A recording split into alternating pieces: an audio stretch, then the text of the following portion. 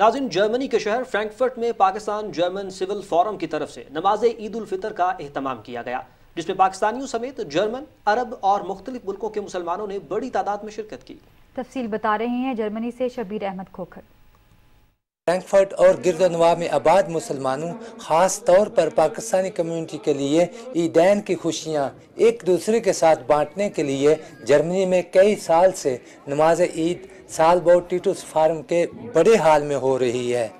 Pakistani community نے اپنے اہلخانہ کے ساتھ حال میں نماز ادا کرنے کو ہمیشہ کی طرح سراہا اور خوشی کا اظہار کیا۔ بہت اچھی عید لگی، بہت اچھا ماحول ادھر کا، بہت اچھی عید لگی ہے بہن کی۔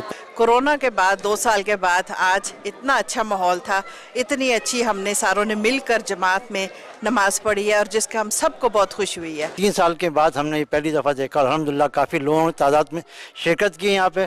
علامہ محمد صدیق مصطفی نے رمضان المبارک اور عید الفطر کے حوالے سے خطاب میں اس بات پر زور دیا کہ دیار غیر میں پورے عالم اسلام کو ایک ہو کر اپنے اتحاد کو مضبوط بنانے میں اپنا کردار ادا کرنے کی اشد ضرورت ہے۔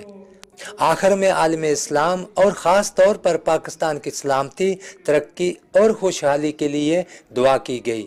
دیار غیر میں مسلمانوں کی اپنے دینی تہواروں سے محبت دیدنی ہے، جس کا مظہر فرینکفرٹ کی یہ نماز عید الفطر ہے۔ Shabbir Ahmed Khokhar, PTV news, Frankfurt, Germany.